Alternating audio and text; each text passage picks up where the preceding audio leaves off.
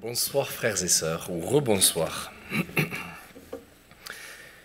Nous allons commencer avec une première lecture, s'il vous plaît, dans le livre d'Ésaïe. Ésaïe au chapitre 9, le premier verset. Ésaïe chapitre 9, nous allons lire les 5 premiers versets. Le peuple qui marchait dans les ténèbres voit une grande lumière. Sur ceux qui habitaient le pays de l'ombre de la mort, une lumière resplendit. Tu rends le peuple nombreux, tu lui accordes de grandes joies. Il se réjouit devant toi comme on se réjouit à la moisson, comme on pousse des cris d'allégresse au partage du butin. Car le joug qui pesait sur lui, le bâton qui frappait son dos, la verge de celui qui l'opprimait, tu les brises comme à la journée de Madian, car toute chaussure qu'on porte dans la mêlée, et tout vêtement guerrier roulé dans le sang seront livrés aux flammes pour être dévorés par le feu. Et le verset qui va nous intéresser, car un enfant nous est né, un fils nous est donné, et la domination reposera sur son épaule. On l'appellera admirable, conseiller, Dieu puissant, Père éternel, prince de la paix. Dans la version originale, là, il est dit, on l'appellera admirable, virgule, conseiller. Dans la version originale, il n'y a pas de séparation entre admirable et conseiller. On pourrait le traduire par un conseiller admirable, un conseiller merveilleux. Ou alors j'ai vu certaines versions qui disent un conseiller qui donne des conseils admirables. Alors qu'est-ce qu'un conseil ? On va parler du conseil ce soir. J'ai donné un titre à ce partage, le conseil que j'ai besoin d'entendre. Alors un conseil.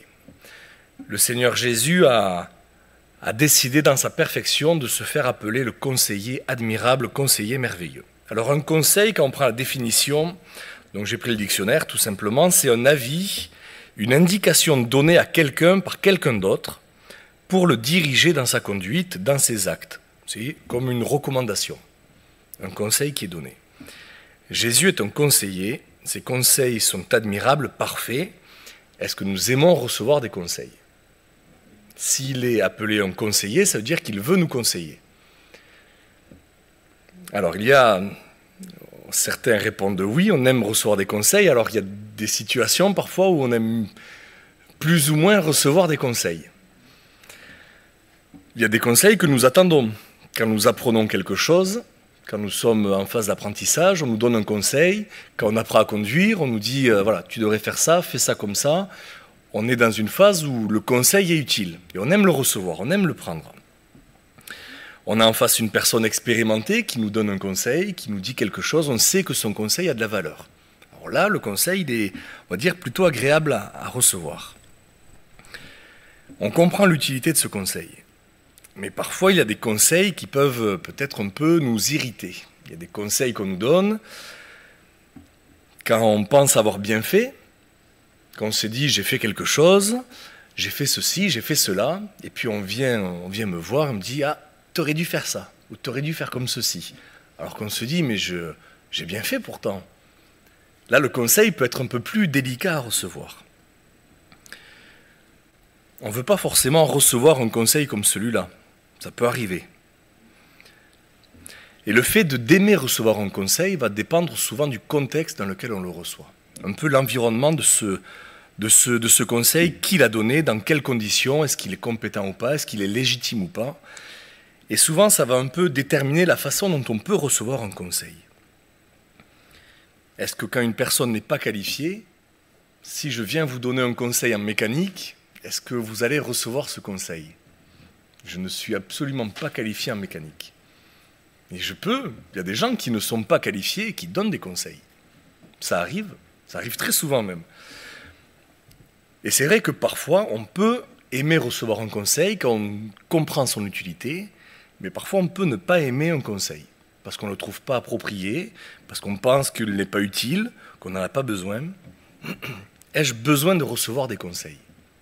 Je me pose des questions sur ce sujet. Est-ce que j'ai besoin dans ma vie de recevoir des conseils ? Dans ma vie de tous les jours, dans ma vie spirituelle ? Et à quoi me sert réellement de recevoir un conseil ? On a vu la définition, donc c'est un avis, une indication donnée à quelqu'un par quelqu'un d'autre pour le diriger dans sa conduite, dans ses actes. le conseil qui est donné a pour but de permettre à l'autre personne de mieux faire dans sa conduite. Tout simplement. Un conseil, quand il est à propos, bien sûr, il permet d'améliorer une chose qui a été faite, une action, un acte qui a été fait. Et pour recevoir un conseil, il y a une chose qu'il faut savoir faire, c'est faire preuve d'humilité. Un conseil, je le dis, quand il est à propos, quand nous l'attendons, quand nous le désirons, quand nous le voulons, bon, c'est facile. On le reçoit, on est content de le recevoir, on se dit, tant mieux, heureusement que je l'ai eu. Mais parfois, on peut recevoir un conseil qu'on ne voudrait pas accepter. Et ces conseils-là, on a besoin de faire preuve d'humilité pour les recevoir. Il faut accepter le fait qu'on ait pu mal faire à un moment dans nos actions, dans les choses qu'on a fait. Il faut accepter que peut-être on n'ait pas fait ce qu'il fallait faire. Et quand je réfléchissais à cela, je me disais parfois c'est même plus facile de recevoir un ordre. Parce qu'un ordre, on va nous donner une indication, on va nous dire fais ça, et on va le faire. Il y a une injonction, on nous dit il faut faire cela, alors on le fait. C'est une obligation, on n'a pas le choix. Mais un conseil, c'est plus compliqué parce que c'est le but de ce conseil, ce n'est pas une obligation. On nous laisse le choix. Si, quand on apprend à conduire, on nous dit « Ah, tu devrais plutôt mettre tes mains comme ça sur le volant », c'est pourquoi? C'est pour nous aider à mieux conduire.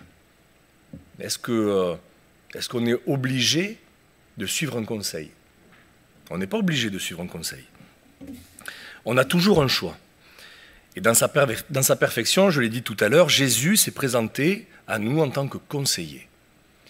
Vous avez vu ce qu'on a lu, on l'appellera admirable conseiller, Dieu puissant, Père éternel, Prince de la paix. Il aurait pu se présenter comme le Dieu tout-puissant qu'il est, qui impose des choses. Est-ce que Dieu aurait pu imposer des choses? Il était tout à fait légitime dans sa toute-puissance pour nous imposer tout ce qu'il voulait, pour nous imposer sa volonté. Il se présente à nous comme un conseiller, quelqu'un qui va nous conseiller, qui va nous donner des indications pour progresser dans notre vie. On le voit dans sa façon de communiquer à Jésus. Tous les enseignements qu'il a donnés, il n'a jamais forcé quelqu'un. Vous savez, ce jeune homme riche, quand il lui a dit « Vends tout ce que tu possèdes », est-ce qu'il l'a obligé à vendre ce qu'il possédait? Non, il n'a pas obligé. C'était un conseil. Si cet homme voulait rentrer dans la vie éternelle, il devait vendre, et Jésus lui donne ce conseil. S'il veut recevoir la vie éternelle, vends tout ce que tu possèdes. Cet homme a refusé. Il a reçu le conseil du Seigneur, il a choisi de ne pas obéir. Donc on n'est pas obligé d'obéir à un conseil. Quand Jésus parle, ce ne sont pas des injonctions ou de l'impératif, c'est un choix qu'il nous propose de faire. Et dans son ministère terrestre, il va donner énormément de conseils. Tout ce qu'il va apprendre, tout ce qu'il va enseigner, ce sont des conseils qu'il nous donne. Il va donner énormément de conseils. Il va prodiguer beaucoup de conseils aux hommes et femmes qu'il va croiser. Et il va donner aussi des conseils par la bouche de Jean dans le livre de l'Apocalypse. Vous savez, c'est les lettres qui sont écrites aux églises de l'Apocalypse. Venez avec moi, on va les lire ensemble et on va méditer autour de ces passages ce soir. L'Apocalypse, les lettres qui ont été écrites aux églises. Apocalypse, on va lire deux passages dans le chapitre 1 des versets 11 à 13, premièrement. « Ce que tu vois, écris-le dans un livre et envoie-le aux 7 églises, à Éphèse, à Smyrne, à Pergame, à Thyatire, à Sardes, à Philadelphie et à Laodicée. Je me retournai pour connaître quelle était la voix qui me parlait, et après m'être retourné, je vis 7 chandeliers d'or. Et au milieu des 7 chandeliers, quelqu'un qui ressemblait à un fils d'homme vêtu d'une longue robe et ayant une ceinture d'or sur la poitrine. » Ce verset 13, retenez-le bien, et au milieu des 7 chandeliers, quelqu'un qui ressemblait à un fils d'homme, etc. Il était au milieu des 7 chandeliers, et on va avancer plus loin au verset 19. « Écris donc les choses que tu as vues et celles qui sont, et celles qui doivent arriver après elles. Le mystère des 7 étoiles que tu as vues dans ma main droite, et des 7 chandeliers d'or.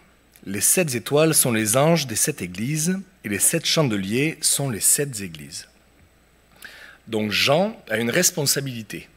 Le Seigneur lui confie un rôle, écrire des lettres à 7 églises. Et dans le verset 13, c'est pour ça que je l'ai souligné, on voit que Jésus est au milieu de ces 7 églises. C'est-à-dire qu'il est parmi ces 7 églises. C'est pas, il y a des textes qui disent qu'il est à la porte, il est en dehors. Là, non, dans ce passage, on voit que c'est 7 églises parmi lesquelles il est.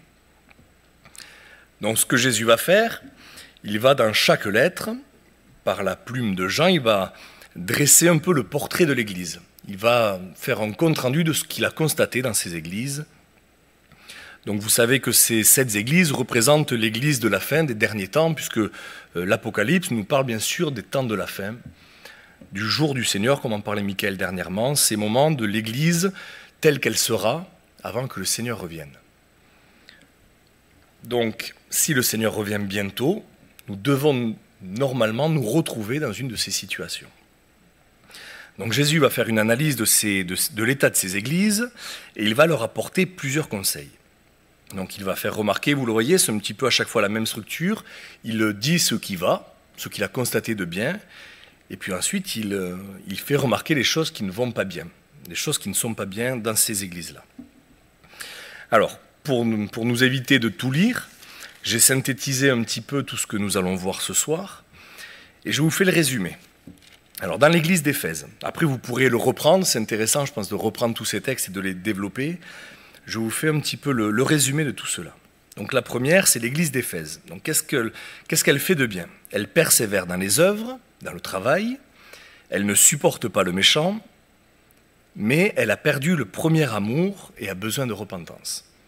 Il lui dit, souviens-toi donc d'où tu es tombé, repens-toi et pratique tes premières œuvres. Sinon, je viendrai à toi et j'ôterai ton chandelier de sa place, à moins que tu ne te repentes. Ensuite, l'église de Smyrne. Donc, qu'est-ce qu'elle fait de bien? Elle persévère dans la souffrance. C'est une église qui souffre, elle persévère. Le conseil qu'il lui donne, c'est de persévérer jusqu'à la mort.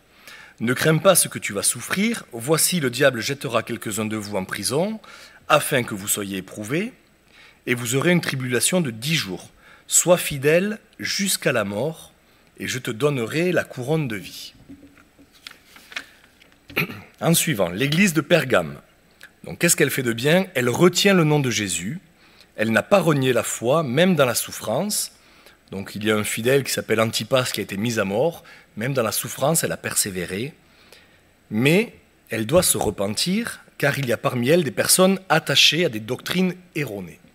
Donc, dans cette assemblée, dans cette église, il y a des doctrines qui sont erronées. Il dira « Repens-toi donc, sinon je viendrai à toi bientôt, et je les combattrai avec l'épée de ma bouche », tous ces gens qui s'attachent à des doctrines erronées. L'église de Thyatire, elle persévère dans les œuvres, plus nombreuses qu'au départ, elle persévère dans l'amour, dans la foi, dans le fidèle service et dans la constance. Mais là aussi, elle laisse se propager des doctrines erronées et sataniques. Il dira à vous, à tous les autres de Thyatire, qui ne reçoivent pas cette doctrine, donc une doctrine mauvaise, et qui n'ont pas connu les profondeurs de Satan, comme il les appelle, je vous dis, je ne mets pas sur vous d'autres fardeaux, seulement ce que vous avez, retenez-le jusqu'à ce que je vienne. Donc il y avait des fausses doctrines, mais on voit, vous pourrez le relire plus tard, que dans cette église, un certain nombre de personnes ne s'étaient pas attachées à ces doctrines. Et là, il leur dit de s'attacher à ce qu'ils ont, retenez-le jusqu'à ce que je vienne, de persévérer. L'église de Sardes, elle persévère dans les œuvres, mais pas de la bonne manière. On voit qu'elle a dévié au fur et à mesure et qu'elle doit revenir au fondement et se repentir. Il lui dira, sois vigilant et affermis le reste qui est près de mourir, car je n'ai pas trouvé tes œuvres parfaites devant mon Dieu. Rappelle-toi donc comment tu as reçu et entendu, et garde et repens-toi. Si tu ne veilles pas, je viendrai comme un voleur, et tu ne sauras pas à quelle heure je viendrai sur toi. L'église de Philadelphie, elle persévère dans les œuvres, elle a gardé la parole, elle n'a pas renié le nom de Jésus, elle doit retenir ce qu'elle a, je viens bientôt, retiens ce que tu as, afin que personne ne prenne ta couronne. Là, il n'y a pas vraiment de reproche, c'est une église qui fait ce qu'elle doit faire. Le Seigneur n'a pas de reproche à lui faire, il lui dit juste de persévérer, de retenir ce qu'elle a. Et enfin, l'église de Laodicée, qui est souvent une des plus connues, qu'on partage le plus. Donc elle fait des œuvres, mais elle est qualifiée de tiède, ni froide, ni bouillante. Elle se croit riche et indépendante, mais elle est malheureuse, misérable, pauvre, aveugle et nue, elle doit devenir riche spirituellement, être pure spirituellement et retrouver la vue spirituelle. Donc pour cela, elle a besoin de se repentir en réalisant l'état dans lequel elle est. Il lui dira, je te conseille d'acheter de moi de l'or éprouvé par le feu, afin que tu deviennes riche, et des vêtements blancs, afin que tu sois vêtu et que la honte de ta nudité ne paraisse pas. Et un collier pour oindre tes yeux, afin que tu vois, moi je reprends et je châtie tout ce que j'aime, et donc du zèle, et repens-toi. Voilà un petit résumé de ce que le Seigneur constate et conseille à ces 7 églises. Et si on fait un résumé encore plus court de cela, on voit que pour l'église d'Éphèse, il lui dit « repens-toi ». Pour l'église de Smyrne, il lui dit « sois fidèle jusqu'à la mort ». L'église de Pergame, « repens-toi donc ». Thyatire, « ce que vous avez, retenez-le jusqu'à ce que je vienne ». Sardes, « repens-toi ». Philadelphie, « retiens ce que tu as ». Et Laodicée, « aie donc du zèle et repens-toi ». Si on synthétise tout ça, vous avez vu, au final, ce qu'on peut comprendre des conseils que le Seigneur Jésus donne, c'est de garder ce qui est bon, de persévérer dans ce qui est bon et de se repentir. Vous avez vu, c'est sur les 7 églises, il y en a 4 où il leur dit de se repentir. 4 églises qui ont besoin de se repentir. Pourtant, je le répète, ce sont des églises parmi lesquelles le Seigneur marche, parmi lesquelles il est. Ce n'est pas des églises extérieures que le Seigneur a rejetées, c'est des églises parmi lesquelles il est. La repentance. Lisons dans Matthieu chapitre 4. La repentance. Si le Seigneur Jésus en parle, je crois que nous devons nous y arrêter. Matthieu chapitre 4, on commence au verset 12. Jésus, ayant appris que Jean avait été livré, se retira dans la Galilée. Il quitta Nazareth et vint demeurer à Capernaum, situé près de la mer, dans le territoire de Zabulon et de Nephtali, afin que s'accomplisse ce qui avait été annoncé par Ésaïe le prophète.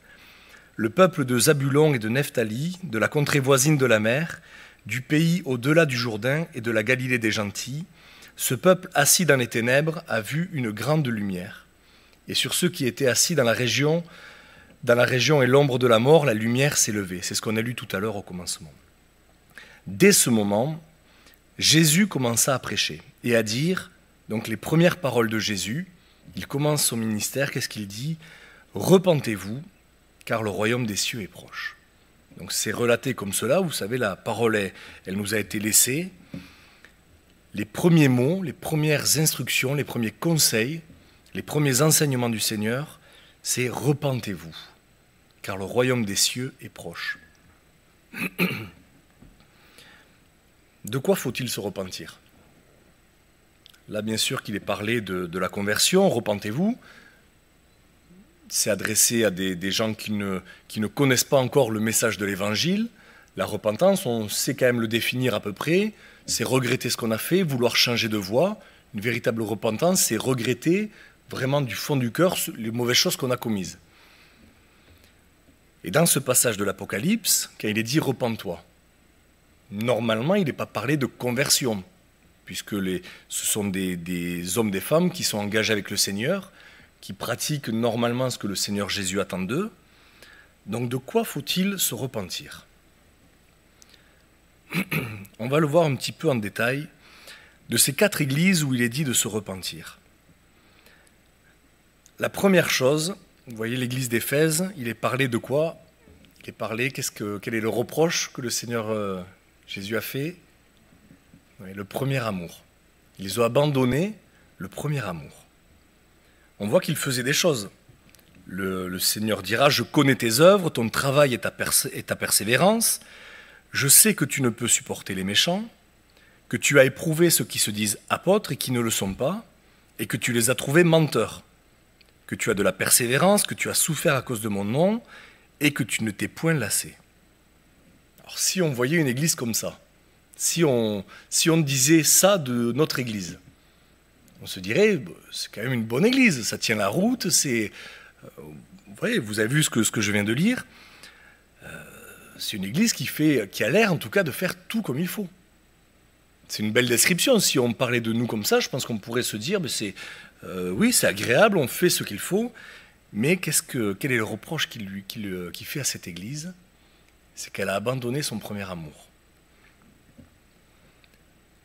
Et la sentence est quand même difficile. Il dit « j'ôterai ton chandelier de sa place » si elle ne revient pas à son premier amour. C'est pas une façon de parler, de dire « bon, ça serait bien que tu le fasses quand même, bon, si tu l'as pas fait, c'est pas grave ». Non. Si le conseil que Jésus donne, si cette Église ne le suit pas, le chandelier sera ôté de sa place. Si on ne fait pas les choses par amour, en aimant vraiment le Seigneur au-delà de tout, au final, vous savez que ça ne sert à rien. On ne va pas le lire, mais vous pourrez le reprendre dans 1 Corinthiens 13, ce passage sur l'amour. Vous avez vu tout ce qu'on peut faire. On peut tout faire. On peut tout accomplir. Mais si ce n'est pas fait par amour, si ce n'est pas fait dans l'amour, alors ça ne sert à rien.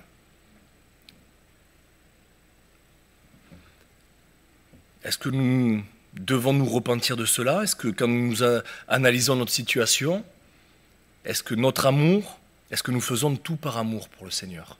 Est-ce que tout ce que nous faisons, que ce soit la chose la plus insignifiante, j'ai envie de dire, la chose que personne ne voit, ou les choses que nous faisons en public, est-ce que nous le faisons par amour?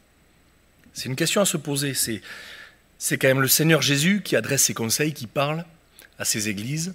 Ce n'est pas juste une réflexion comme ça pour essayer de mieux faire, c'est des choses, c'est des conditions que le Seigneur donne. Est-ce que le premier amour, est-ce que nous sommes au clair avec ça? Est-ce que dans notre vie, le Seigneur est en premier? Est-ce que dans tout ce que nous faisons, les choix que nous faisons, est-ce que le Seigneur est à la première place? Donc ça, c'est le premier point. Le reproche qui est fait, le premier amour. Ensuite, dans l'église de Pergame, il est parlé de l'attachement à des mauvaises doctrines.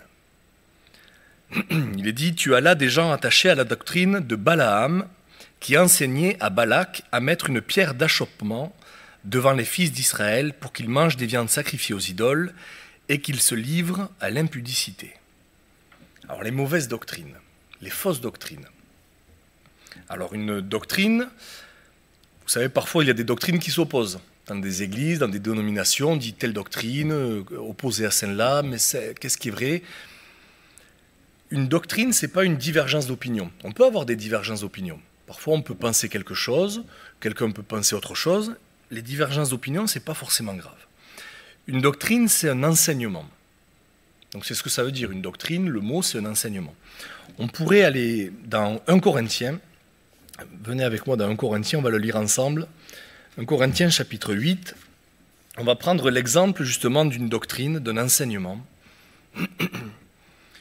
qui peut créer des divisions, qui peut créer des problèmes. Donc 1 Corinthiens chapitre 8, on va lire le chapitre entier. On va prendre le temps, vous savez, c'est important quand même de prendre le temps de réfléchir à cela. Donc il est parlé des viandes qui étaient sacrifiées aux idoles. Donc à l'époque, vous savez que les Juifs n'avaient pas le droit de manger des viandes sacrifiées aux idoles, mais ensuite, il y a eu un enseignement qui a été donné sur ça. Donc il y avait cette ignorance parfois, est-ce qu'on pouvait ou est-ce qu'on ne pouvait pas manger les viandes sacrifiées aux idoles. Donc on va voir l'enseignement qui est donné. Pour ce qui concerne les viandes sacrifiées aux idoles, nous savons que nous avons tous la connaissance. La connaissance enfle, mais la charité ou l'amour édifie. Si quelqu'un croit savoir quelque chose, il n'a pas encore connu comme il faut connaître. Mais si quelqu'un aime Dieu, celui-là est connu de lui.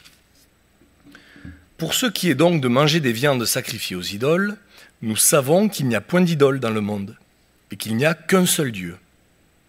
Car s'il est des êtres qui sont appelés dieux, soit dans le ciel, soit sur la terre, comme il existe réellement plusieurs dieux et plusieurs seigneurs, néanmoins pour nous, il n'y a qu'un seul Dieu, le Père, de qui viennent toutes choses, et pour qui nous sommes, et un seul Seigneur Jésus-Christ, par qui sont toutes choses, et par qui nous sommes. Mais cette connaissance n'est pas chez tous. Quelques-uns, d'après la manière dont ils envisagent encore l'idole, mangent de ces viandes comme étant sacrifiées aux idoles, et leur conscience, qui est faible, en est souillée. Ce n'est pas un aliment qui nous rapproche de Dieu. Si nous en mangeons, nous n'avons rien de plus. Si nous n'en mangeons pas, nous n'avons rien de moins. Prenez garde toutefois que votre liberté ne devienne une pierre d'achoppement pour les faibles. Car si quelqu'un te voit, toi qui as de la connaissance, Assis à table, dans un temple d'idoles, sa conscience à lui qui est faible ne le portera-t-elle pas à manger des viandes sacrifiées aux idoles? Et ainsi le faible périra par ta connaissance, le frère pour lequel Christ est mort. En péchant de la sorte contre les frères et en blessant leur conscience faible, vous péchez contre Christ. C'est pourquoi, si un aliment scandalise mon frère, je ne mangerai jamais de viande, afin de ne pas scandaliser mon frère. Donc là, on a un enseignement qui est donné. Alors, dans cet enseignement, est-ce qu'on peut ou pas manger des viandes sacrifiées aux idoles? Est-ce que c'est un péché? Non. On le voit, c'est clair. L'apôtre le dit clairement. Il n'y a qu'un seul Dieu. Les idoles n'existent pas. Donc pour celui qui a la connaissance, il se dit il n'y a qu'un Dieu. Je mange une viande, qu'elle soit sacrifiée à une idole ou pas, peu importe. Cette viande, c'est un morceau de viande. D'accord? Rien de plus, rien de moins. Mais des personnes sont encore attachées à certaines convictions. Pour eux, c'est mauvais. Dans leur conscience, manger tel type de viande, c'était mauvais. Et dans ce que nous lisons, une doctrine pourrait être de dire, mais on est libre en Christ, on peut faire ce qu'on veut. Est-ce qu'on doit nous imposer des choses? On doit tout faire par conviction. D'accord? Et une doctrine, il faut bien faire attention à l'enseignement qu'elle véhicule. Il faut que ça reste biblique, il faut que ça reste conforme à la parole. Donc l'enseignement nous dit que nous pouvons manger des viandes sacrifiées aux idoles. Et certains vont prendre parfois juste une partie, ce qui leur correspond, ce qui leur va bien, et vont en faire leur doctrine à eux. Tandis que nous voyons que l'enseignement global, c'est si cela scandalise un frère ou une sœur, si c'est une pierre d'achoppement, qu'est-ce qu'il faut faire? C'est pourquoi, si un aliment scandalise mon frère, je ne mangerai jamais de viande afin de ne pas scandaliser mon frère. On peut créer des doctrines, on peut prendre des morceaux de la parole, on peut prendre des versets et justifier tout ce qu'on veut. C'est possible. La parole est tellement vaste que si on focalise sur quelques versets, on peut faire ce qu'on veut dire à la parole.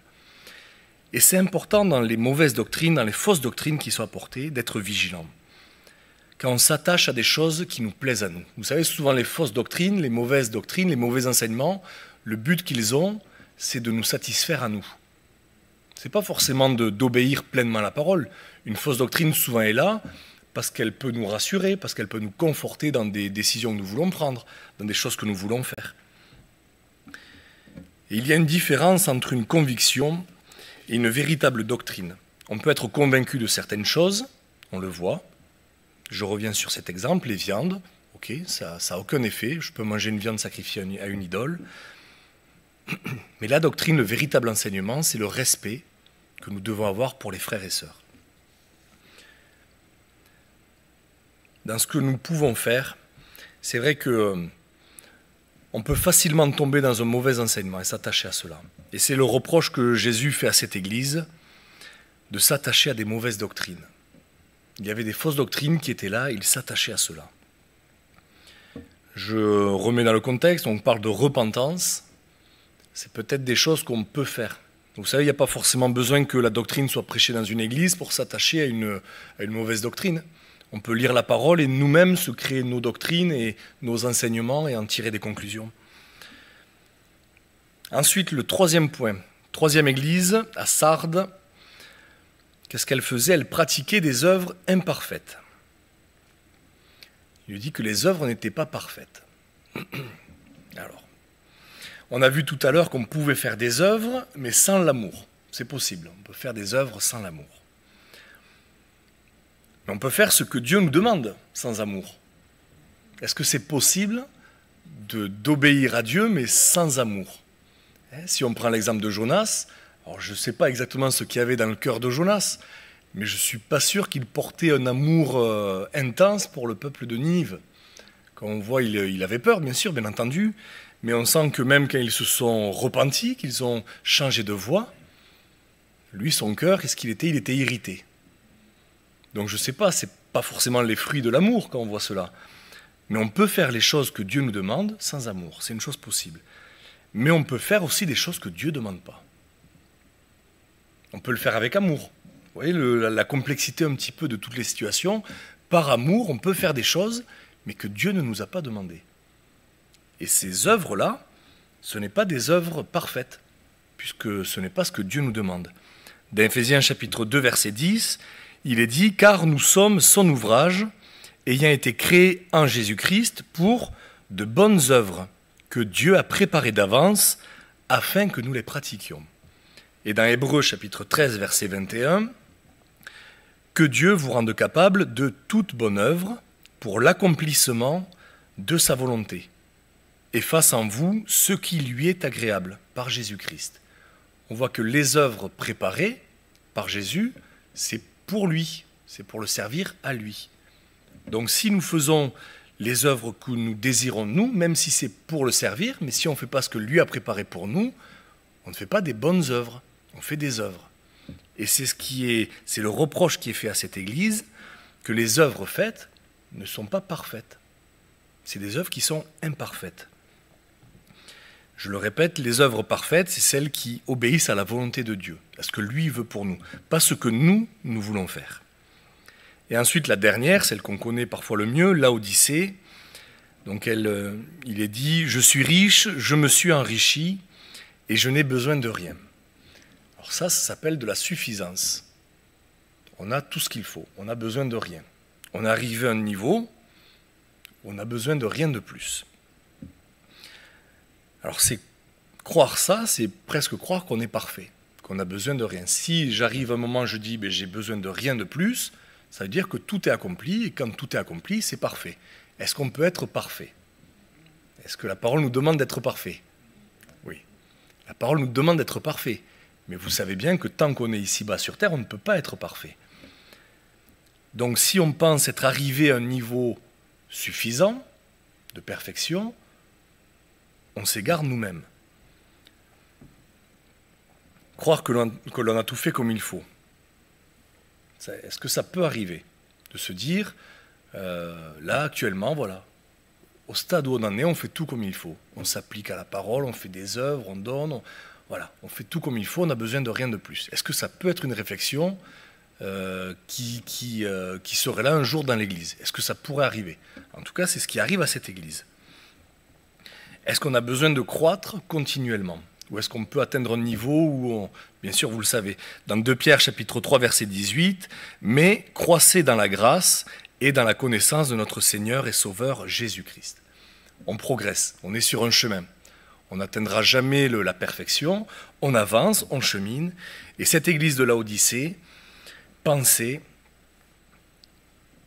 qu'ils avaient tout ce qu'il fallait. Et le pire, c'est qu'en fait, ils n'avaient rien du tout. C'est ça qui est terrible. C'est qu'ils pensaient avoir beaucoup, et quand on voit le constat que fait le Seigneur, tu misérable, pauvre, aveugle, nu. En fait, elle pensait, mais elle n'avait même pas un petit peu, elle n'avait rien. Et c'est ce conseil que le Seigneur donne à ces églises, de persévérer dans ce qui est bien. Il y a des choses qui sont bien, on le sait. Œuvrer dans ce que nous demande de faire le Seigneur, persévérer dans ce qui est bien, je crois que c'est des bonnes choses, c'est des bons conseils. Je crois qu'on peut, quand on nous félicite, quand on nous dit continue sur ce que tu fais, c'est bien, c'est facile de le recevoir. On peut l'accepter. Si on te dit voilà, tu as bien fait, continue, persévère, bon, ça fait plaisir. On peut l'accepter, c'est un bon conseil, on persévère. Mais si le Seigneur nous dit ce soir, repens-toi, est-ce que c'est facile de l'accepter? Parce qu'on se dit peut-être qu'on est dans cela, peut-être que oui, je n'avais pas réalisé, ou non, je ne suis pas dans ces situations. Vous savez que le Seigneur s'adresse à des églises, on l'a vu, il s'adresse à un groupe tout entier, mais on voit que dans certaines églises, il s'adresse à une partie des fidèles. Dans l'église de Thyatire, il est dit que certains ne reçoivent pas la mauvaise doctrine.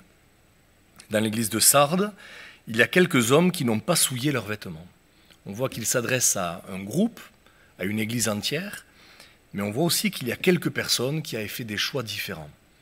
Toute une église avait pris une direction, avait accepté des choses, mais quelques-uns avaient accepté de ne pas se souiller et avaient refusé les mauvaises doctrines. Et je crois que le Seigneur peut s'adresser à une église entière, il peut s'adresser à tout un groupe, dans notre façon de fonctionner, dans notre façon d'agir. On est une église, on cherche à mieux faire, à se perfectionner, à se remettre en question. Mais je crois que le Seigneur aussi veut s'adresser individuellement à nous, dans notre façon de faire. Et nous sommes ici, peut-être que des personnes sont dans d'autres églises et entendront ce message. Et certains, c'est vrai, ne savent pas toujours comment se comporter dans l'église où ils sont.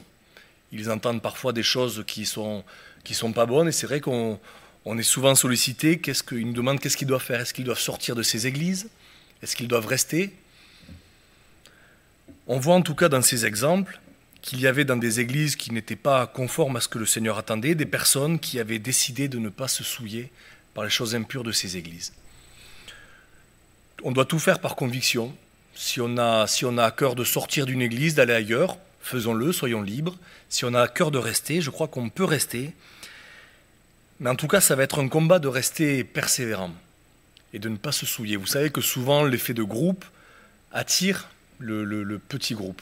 Le plus grand nombre englobe dans la masse. Et c'est parfois difficile de résister, mais pas impossible, puisqu'on voit que certains l'ont fait. Est-ce que j'ai besoin de me repentir de certaines choses que nous avons vues? Je le répète, donc, l'amour que j'ai, les choses que je fais par amour, l'amour que j'ai pour le Seigneur, est-ce qu'il y a des doctrines auxquelles je m'attache et qui ne sont pas bibliques, qui ne sont pas bonnes? Cette justice dans toutes les doctrines, dans l'enseignement du Seigneur, dans les œuvres que je fais, est-ce que je les fais pour moi ou est-ce que je les fais pour Dieu? Dans la perfection de ces œuvres, est-ce que je persévère dans les œuvres que le Seigneur a préparées pour moi?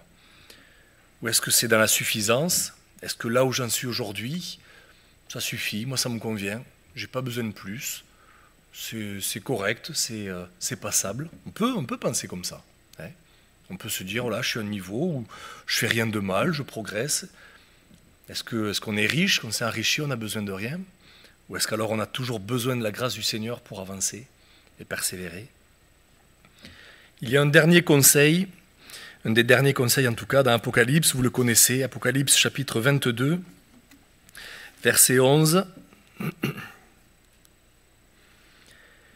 Il est dit « Que celui qui est injuste soit encore injuste, que celui qui est souillé se souille encore, et que le juste pratique encore la justice, et que celui qui est saint se sanctifie encore. » C'est un des derniers conseils qui est donné. Je l'ai dit tout à l'heure, c'est des choix. Le Seigneur s'est présenté à nous comme un conseiller, il nous laisse le choix. Il n'imposera jamais une volonté, même s'il sait que ce qu'il nous dit, c'est pour notre bonheur à nous. Tout ce qu'il nous a donné ici, tout ce qu'il dit aux églises, c'est pas pour asseoir son autorité et se faire respecter. C'est pas du tout ça. Vous avez vu à la fin de la lettre à Laodicée, chapitre 3, verset 21, je ne l'ai pas noté, pardon, il dira « Celui qui vaincra, je le ferai asseoir avec moi sur mon trône, comme moi j'ai vaincu et me suis assis avec mon Père sur son trône. » Vous voyez cette parole merveilleuse, celui qui vaincra, je le ferai asseoir avec moi sur son trône. Est-ce qu'on croit qu'un jour, on s'assiera avec le Seigneur sur son trône? Il nous l'a dit, ce qu'il nous dit, les conseils qu'il nous donne, ce n'est pas pour lui, pour prouver quelque chose.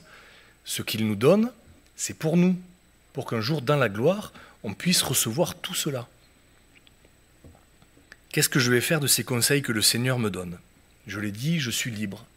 Ce soir, je suis libre de les écouter ou pas, libre de tout balayer d'un revers, de dire non, moi ça ne me concerne pas tout ça.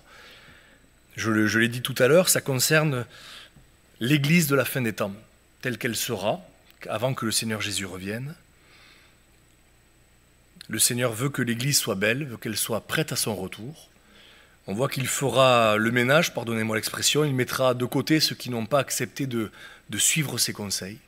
Libre à nous, on a le choix ce soir de répondre à cet appel du Seigneur. Seigneur, tu me donnes un conseil, tu m'as peut-être interpellé sur un des points. Je crois qu'on peut tous plus ou moins se retrouver dans cela, pas forcément sur un extrême, mais peut-être qu'il y a des choses à améliorer dans notre vie. Se dire, Seigneur, le conseil que tu me donnes, de me repentir, oui, peut-être que des choses dans ma vie ne sont pas bonnes. Et j'ai peut-être besoin de me repentir. La repentance, ce n'est pas que pour les personnes qui ne connaissent pas Jésus. Je crois que c'est pour tous. En tout cas, c'est le conseil que donne Jésus à ses églises, repens-toi.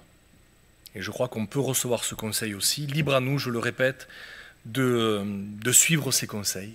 Mais en tout cas, ces conseils sont là pour nous faire avancer, nous faire progresser. Seigneur Jésus, nous te remercions. Vraiment, merci pour ta parole. C'est vrai que parfois, un conseil n'est pas toujours évident à recevoir, surtout quand il nous remet en question ou qu'il bouleverse un petit peu ce que nous étions sûrs de savoir, les convictions que nous avions. Mais nous voulons passer au-delà, Seigneur, et nous voulons te demander ton aide pour recevoir avec humilité. C'est vrai que nous en avons parlé tout à l'heure. Nous avons besoin d'humilité pour recevoir les conseils que tu nous donnes, surtout quand ceux-ci nous bouleversent ou nous interrogent. Aide-nous, s'il te plaît, dans ta grâce, à ne pas persévérer sur le mauvais chemin, mais au contraire, à ce qu'il y a de bon en nous, le relever et puis le persévérer dedans. Et ce qui est mauvais, les reproches que tu pourrais nous faire, que nous puissions nous repentir de cela et avancer et changer de voie. Nous avons ce désir d'être prêts pour le jour où tu vas revenir. Tu reviens bientôt, Seigneur, et nous voulons faire partie de ceux qui partiront dans la gloire, sur les nuées, Seigneur, avec toi. Merci pour toutes les choses que tu nous as révélées, tout ce que tu nous as dit. Merci pour vraiment cette bienveillance. Tu t'es placé comme celui qui était là pour nous aider. Tu es ce soutien fidèle. Tu es vraiment celui qui nous aide à avancer. Tu n'es pas un bourreau, tu n'es pas un dictateur qui veut imposer, qui veut absolument nous forcer à certaines choses, mais tu nous laisses le choix dans ta bienveillance et dans ton amour.